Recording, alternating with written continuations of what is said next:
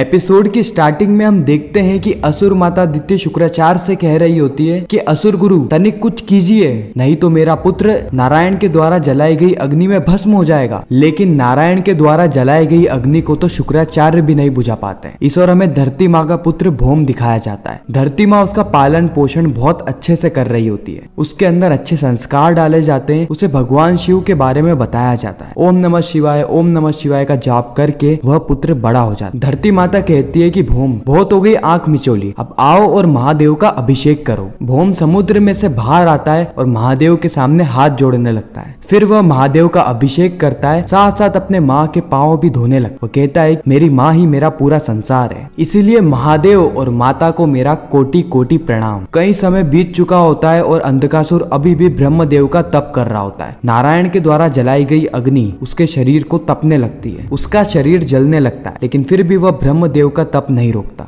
असुर माता दिति कहती है कि कितने वर्ष हो गए गुरुदेव, लेकिन हम इस अग्नि को नहीं बुझा पाए, यह अग्नि मेरे पुत्र को खाती जा रही है। शुक्राचार्य कहते हैं कि इतने भीषण तपस्या के बाद तो ब्रह्मदेव को प्रसन्न हो जाना था, लेकिन अभी तक वो प्रसन्न क्यों नहीं हुए। असुर माता दिति कहती है कि जरूर यहाँ पे नारायण का हस्तक्षेप है, वह नहीं चाहते कि मेरे पुत्र अंधकासुर को वरदान मिले। हमारे मार्ग की बाधा तो वह नारायण बने हुए। इस ओर हमें नारायण को बताया जाता है, जो कि ब्रह्मदेव के सामने सुदर्शन चक्र धारण करे हुए खड़े होते हैं। वह एक तरीके से ब्रह्मदेव को धमका रहे होते हैं कि ब्रह्मदेव आप अंधकासुर को वरदान देने नहीं जाएंगे, अगर आपको वहां पे जाना है तो उससे पहले आपको मेरे समक्ष युद्ध करना होगा और उसके पश्चात ही आप अंधकासुर को वरदान दे सकते हैं। ब्रह्मदेव कहते हैं कि नारायण आप मुझे मेरे कर्म पद पे चलने से क्यों रोक रहे हैं, आखिर इसका कारण क्या है। नारायण तेज आवाज में कहते हैं कि कारण है ब्रह्मदेव, कारण है, लेकिन आप प्रश्न को नहीं प्रयत्न को समझिए। अंधकासुर को वर देना एक घोर अपराध साबित होने वाला है। ब्रह्मदेव महादेव को पुकारते हैं और महादेव से कहते हैं कि महादेव आप मेरी सहायता करिए, क्योंकि नारायण मुझे मेरा कर्तव्य करने से रोक रहे हैं, मैं क्या करूं महादेव। देवी पार्वती महादेव से कहती है कि महादेव चलिए हमें नारायण को रोकना होगा, क्योंकि नारायण एक अपराध कर रहे हैं, एक पाप कर रहे हैं, और शिव शक्ति तो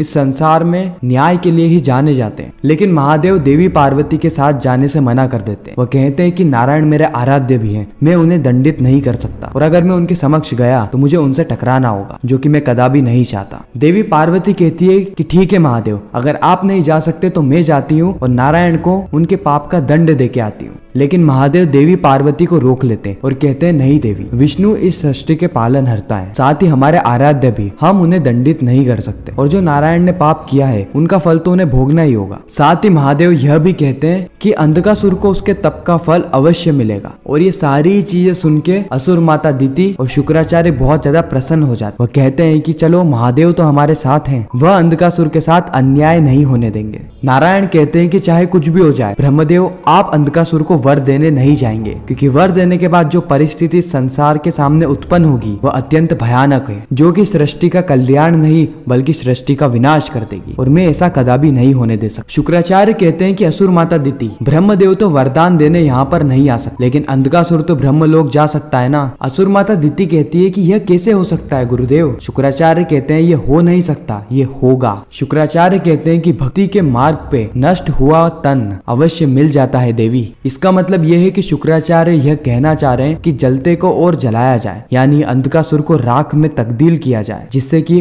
उसकी राख ब्रह्मदेव के पास पहुंचेगी और उसे वरदान मिल जाएगा। वरदान के साथ साथ उसका जो तन है वह भी उसके सामने वापस आ जाएगा। असुर माता दिति कहती है कि मैं मेरे पुत्र के साथ ऐसा अन्याय नहीं कर सकती। शुक्राचार्य कहते हैं कि मैं माँ की पीड़ा को समझ सकता हूँ, लेकिन अंधकासुर जितनी कठिनाइयां सहेगा वह इतना ही ज्यादा शक्तिशाली बनेगा। शुक्राचार्य अपने हाथ में कुछ प्रकट करते हैं, जो कि वह असुर माता दिति को भी दे देते हैं। वह कहते हैं कि यह अंधकासुर को डालने के बाद इसके अंदर की वस्तुएं अंधकासुर में चिपक जाएगी, जिसके चलते उसका शरीर पूरा राख में तब्दील हो जाएगा, और बिल्कुल वैसा ही होता है। इधर महादेव अपने ध्यान में विलीन होते हैं, और जैसे जैसे अंधकासुर का शरीर जलने लगता है वैसे वैसे महादेव के आसपास भी अग्नि उत्पन्न हो जाती है। देवी पार्वती सारी ही चीजें देख के बहुत ज्यादा हैरान हो जाती है, और वो महादेव के आसपास लगी अग्नि को बुझाने लगती है। अब हम देखते हैं कि अंधकासुर का शरीर पूरा राख में तब्दील हो चुका हो। अब हम देखते हैं कि अंधकासुर की हड्डियां उसकी राख के साथ सीधे ब्रह्मलोक में पहुंच जाती है, वो भी ब्रह्मदेव के सामने। ब्रह्मदेव कहते हैं कि अब तो मुझे वर देना ही होगा। नारायण उन्हें तब भी मना करते हैं, लेकिन ब्रह्मदेव नहीं मानते। ब्रह्मदेव कहते हैं कि नारायण आपने मुझे जाने से मना किया था, लेकिन अब तो अंधकासुर की पसलियां खुद यहाँ तक आ गई है, अब तो मुझे उसको वर देना ही होगा। और इसी के साथ यह एपिसोड यहीं पर ही खत्म हो जाता है। आपको यह रिकेप कैसा लगा कमेंट में जरूर बताना। मिलते हैं नेक्स्ट वीडियो में,